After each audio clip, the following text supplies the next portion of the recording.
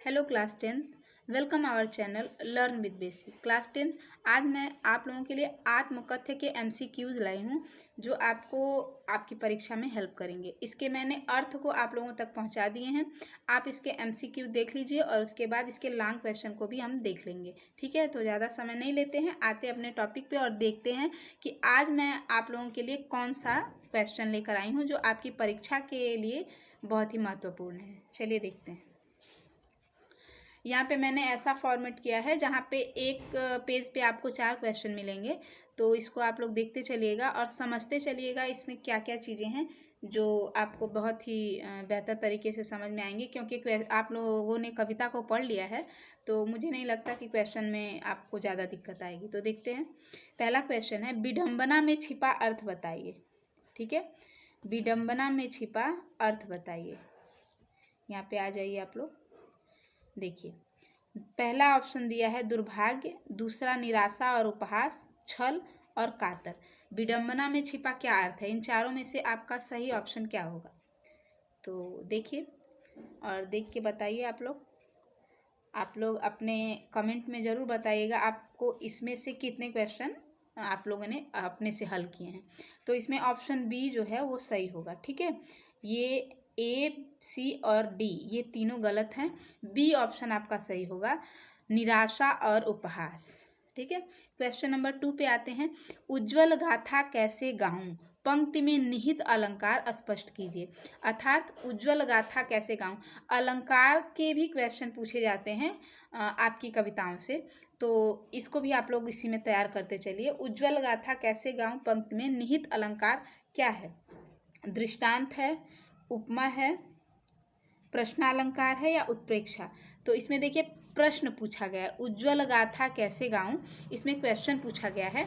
तो आप इसके आंसर को देख सकते हैं कि यहाँ पे प्रश्नालंकार, जहाँ भी किसी भी पंक्ति में प्रश्न पूछा जाए कविता में तो वहाँ पे निश्चित रूप से प्रश्नालंकार होता है। चलिए अगला क्वेश्चन देखते हैं हम लोग। क्वेश्चन नंबर 3, कवि कैसा स्वप्न देखकर जाग गया? डरावना, सुखद, दुखद या ऐसा स्वप्न जिसकी उन्हें प्राप्ति नहीं हुई? अगर आपने कविता को बहुत अच्छे तरीके से पढ़ा होगा तो आपको यहाँ पे आंसर बहुत अच्छे से दिख रहा होगा, यानी डी ऑप्शन जो है वो करेक्ट है। ए, बी, सी ये तीनों गलत है। ठीक, अगला क्वेश्चन है, मुस्कया का कर का प्रयोग किस प्रकार का है? या छायावादी प्रयोग है, ठेठ बनारसी प्रयोग है, खड़ी बोली का प्रयोग है या अवधि का प्रयोग है? तो मुस्कया का कर का प्रयोग देखिए, बनारस जैसे मतलब बनारस के आसपास जो लोग रहते होंगे वो इस शब्द को बहुत बेहतर तरीके से जानते होंगे। यानी कुछ लोग जैसे आम बोलचाल की भाषा में कहते हैं कि अरे भाई क्या मुस्कुरा रहे हैं, ऐसे हिंदी में बोलते हैं। लेकिन ठेठ बनारसी काहो का मुस्कियात हवा, इस टाइप के कुछ वर्ड होते हैं।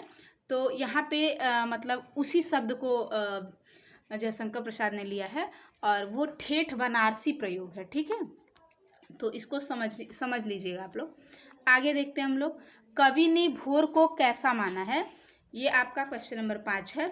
सुखद माना है, सुहावना माना है, प्रेम और लालिच से मुक्त माना है या उपर्युक्त सभी? तो कविता में सुखद, सुहावना और प्रेम और लालिच से मुक्त ये सारे ऑप्शन इसके सही हैं, यानी डी ऑप्शन आपका सही होगा। ठीक है, क्वेश्चन नंबर 6 को देखते हैं। कवि अपने जीवन की सुखद स्मृति को किस रूप में देखता है? पाथेय अर्थात जीवन का एक सहारा के रूप में देखता है, दुखी कर देने वाले पल के रूप में देखता है, अपनी पत्नी के रूप में देखता है या अपनी प्रेयसी के रूप में? तो कवि अपने जीवन की सुखद यानी सुख भरी स्मृति मतलब याद को पाथेय अर्थात जीवन का एक सहारा के रूप में देखता है। ए ऑप्शन आपका एकदम करेक्ट होगा। ठीक है, आगे आते हैं हम लोग क्वेश्चन नंबर 7 पर। सीवन को उधेड़ने का अर्थ क्या है? सीवन को उधेड़ने का अर्थ क्या है? तो हृदय को चीर कर दिखाना, दिल को ठेस पहुंचाना, मन में छुपी हुई पुरानी बातों को फिर से याद करना या दूध का दूध पानी का पानी कर देना। देखिए सीवन को उधेड़ने का तात्पर्य सीधे से समझ, यानी सिलाई को उधेड़ देना, यानी जो बातें हमारे मन में छिपी हुई हैं उसको कुरेद के निकालना या फिर से याद दिलाना, वही होता है सीवन को उधेड़ने का अर्थ। अर्थात आपका सी ऑप्शन जो होगा वो एकदम करेक्ट होगा। ए, बी एंड डी ये गलत होंगे और सी ऑप्शन मन में छिपी पुरानी बातों को फिर से याद करना। ठीक है, क्वेश्चन नंबर 8 पे आते हैं हम लोग। कथा का प्रयोग कवि ने किसके लिए किया है? अपने मित्रों के लिए किया है, अपने जीवन इतिहास के लिए किया है, अपने अंतर्मन के लिए किया है, या इनमें से कोई नहीं? तो आप लोग क्वेश्चन नंबर 8 के सही आंसर को देखिए कौन सा है। तो यहाँ पे सही आंसर आपका सी होगा, अपने अंतर्मन के लिए। ठीक है, अपने मित्रों के लिए थोड़ी किया है, अपने जीवन के इतिहास के लिए वो तो बताना ही नहीं चाह रहे थे। इनमें से कोई नहीं होगा ही नहीं, तो सी ऑप्शन आपका बचता है, जो अपने अंतर्मन के लिए उन्होंने किया है। अगला क्वेश्चन, कथा का शाब्दिक अर्थ क्या है? रास्ता, प्रियतम, जीवन या गुदड़ी? तो क्वेश्चन नंबर 9 का क्या अर्थ है, 9 का क्या आंसर है? गुदड़ी। अर्थात कथा का शाब्दिक अर्थ गुदड़ी होगा। ठीक है, अब छोटे से जीवन की कैसे बड़ी कथाएं आज कहूँ, इस पंक्ति में जयशंकर प्रसाद के स्वभाव के बारे में क्या पता चलता है? तो उनका पहला ऑप्शन है, वे बड़े कवि नहीं थे, वे बहुत विनम्र थे, उनको अहंकार छू तक न गया था, उन्होंने अभी अभी साहित्य जगत में कदम रखा था, या वे अपने आप को बड़ा साहित्यकार मानते थे। यानी छोटे से जीवन की कैसे बड़ी कथाएं आज कहूँ, यानी इससे क्या लग रहा है? छोटे से जीवन की बड़ी कथाएं कैसे आज कहूँ मैं, इसका मतलब ये है कि वो बहुत विनम्र थे, उनको अहंकार छू तक नहीं गया था। यानी वो अपने आप को बहुत बड़ा साहित्यकार नहीं समझते थे, वो सोचते थे कि मैं बहुत छोटा हूँ और मैं कैसे अपने जीवन की कहानी को कहूँ। क्वेश्चन नंबर 11, कवि ने अपनी कथा को कैसा माना है? टेढ़ी, भोली भाली, सीधी, रहस्यमय और प्रेरणाप्रद? तो इस क्वेश्चन नंबर 11 में आपका देखिए क्या सही है, भोली और सीधी सादी। बी ऑप्शन आपका करेक्ट होगा, भोली और सीधी सादी। क्वेश्चन नंबर 12 पे आते हैं हम लोग, कवि की मौन व्यथा हृदय में क्या कर रही है? कवि की मौन व्यथा हृदय में क्या कर रही है? थक कर सो रही है, हृदय को पीड़ित कर रही है, किसी भूचाल की प्रतीक्षा कर रही है, और जागने का इंतजार कर रही है। कवि की मौन व्यथा हृदय में क्या कर रही है? क्वेश्चन नंबर 12 का आंसर क्या है? थक कर सो रही है। वो बोल रहे हैं ना कि जो मेरे अंदर चीज़ें हैं, जो दुख है, जो दर्द है, वो सो गई, उसको क्यों बाहर मैं निकालूं। ठीक है, अगला क्वेश्चन देखिए, क्वेश्चन नंबर 13, आत्मकथ्य कविता में कौन सा गुण विद्यमान है? ओज गुण, प्रसाद गुण, माधुर्य गुण या सगुण भक्त? तो इसमें देख लीजिए आप लोग कौन सा गुण मौजूद है। देखिए, ओज गुण तो हो नहीं सकता, माधुर्य गुण भी नहीं, सगुण मतलब वही जो सगुण अर्थात सूरदास जी, तुलसीदास जी, ऐसा तो है नहीं। तो यहाँ पे बी ऑप्शन आपका सही होगा, प्रसाद गुण। ठीक है, जयशंकर प्रसाद किस वाद के प्रवर्तक कवि थे? तो ये तो आप सभी लोग जानते हैं कि जयशंकर प्रसाद किस वाद के कवि थे। तो क्वेश्चन नंबर 14 का जो आंसर होगा वो छायावाद, यानी ए ऑप्शन सही है, बाकी ये तीनों ऑप्शन गलत है। क्वेश्चन नंबर 15 पे आते हैं हम लोग, प्रसाद जी का जन्म कब और कहाँ हुआ था? तो ये आपके जीवन परिचय से क्वेश्चन है, तो इसको भी थोड़ा देख लीजिए आप लोग। प्रसाद जी का जन्म कब और कहाँ हुआ था? 15, यानी क्वेश्चन नंबर 15 का आंसर क्या है आपका?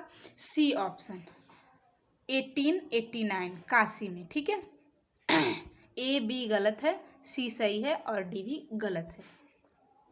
आगे आते हैं, निम्नलिखित में कौन सी रचना जयशंकर प्रसाद की नहीं है? नहीं पे थोड़ा ध्यान दीजिएगा आप लोग, नहीं है बताना है।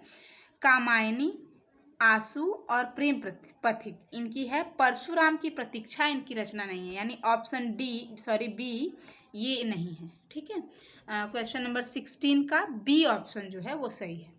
आगे आते हैं हम लोग, निम्नलिखित में से कौन सा उपन्यास प्रसाद जी का नहीं है? यहाँ भी नहीं पे ध्यान दीजिएगा, नहीं आए तो उसको अंडरलाइन कर लीजिए, सारा प्रॉब्लम सॉल्व। कौन सा नहीं है? तो प्रश्न नंबर 17 का कौन सा, देखिए, कंकाल है, तितली भी है, इरावती भी है, पुनर्नवा ये नहीं है। ठीक है, इसको नहीं है, यानी डी ऑप्शन गलत है। आत्मकथ्य कविता में मधुप का प्रयोग कवि ने किसके लिए किया है? भौरे के लिए किया है, अपने मन के लिए किया है, कवि ने अपने मन के लिए किया है, विचलित व्यक्ति के लिए किया है, या चंचल व्यक्ति के लिए? तो क्वेश्चन नंबर 18 का सही आंसर आपका ऑप्शन बी होगा, यानी कवि ने अपने मन के लिए किया है। ठीक है, और किसी के लिए नहीं किया है। क्वेश्चन नंबर 19 पे आते हैं हम लोग, पत्तियों का मुरझाना किस ओर संकेत करता है? सूखे की ओर, पेड़ के सूखने की ओर, मन में उत्पन्न दुख और आनंद के भावों के मिट जाने की ओर, या मृत्यु की ओर? तो क्वेश्चन नंबर 19 का आंसर बताइए सही सही। कवि ने अपने पत्तियों का मुरझाना किस ओर संकेत करता है? तो इसमें ऑप्शन सी, 19 का ऑप्शन सी, मन में उत्पन्न दुख और आनंद के भावों के मिट जाने की ओर संकेत किया है, यानी सब खत्म हो गया है। ऑप्शन क्वेश्चन नंबर 20 को देखिए, कवि ने असंख्य जीवन इतिहास किसे कहा है? मानव मन में उत्पन्न विचार को कहा है, महापुरुषों की दास्तान को कहा है, इतिहास के अनेक ग्रंथ को कहा है, या इनमें से कोई नहीं? तो कवि ने असंख्य जीवन इतिहास किसे कहा है? क्वेश्चन नंबर 20 का सही आंसर ए होगा, मानव मन में उत्पन्न विचार, यानी असंख्य विचार मानव के मन में आते हैं। ठीक है, आगे देखते हैं।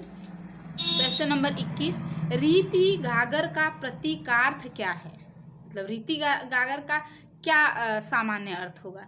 क्या खाली घड़ा होगा, विचार शून्य होगा, अपशगुन का प्रतीक होगा, या अभावग्रस्त जीवन का प्रतीक होगा? क्वेश्चन नंबर 21 का सही आंसर क्या होगा? तो इसमें देखिए अभावग्रस्त जीवन, ऑप्शन डी ये सही है, ए बी सी गलत है। ठीक है, क्वेश्चन नंबर 22 को देखिए, आत्मकथ्य कविता की भाषा शैली कैसी है? मतलब वो किस शैली में लिखी गई है? प्रतीकात्मक में लिखी गई है, संस्कृतनिक, गूढ़, या उपर्युक्त सभी? तो देखिए ये क्वेश्चन थोड़ा सा है इम्पॉर्टेंट, इसको ध्यान से पढ़िए क्योंकि भाषा से क्वेश्चन आते हैं। आपकी कविता की भाषा क्या है? तो क्वेश्चन नंबर 22 का सही आंसर होगा डी, यानी प्रतीकात्मक भी है, संस्कृतनिष्ठ भी है और गूढ़ भी है। मतलब दो अर्थ आपको दिख रहे हैं ना, एक तो जनरली ऐसे ही लाइन बाय लाइन, बट उसमें छिपा हुआ जो अर्थ है वो ज़्यादा बेहतर दिख रहा होगा। चलिए आते हैं क्वेश्चन नंबर 23 पर। आत्मकथ्य कविता की भाषा कैसी है? देखिए ये क्वेश्चन लग रहा है, आत्मकथ्य कविता की भाषा कैसी है? इसमें क्वेश्चन नंबर 23 में देखिए सी ऑप्शन है।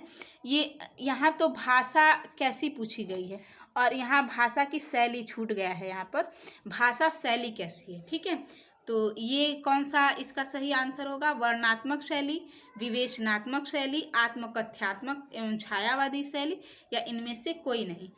तो इसका सी ऑप्शन, आत्मकथ्य मतलब अपने आप की कथा और उसमें छायावादी शैली का प्रयोग किया गया है।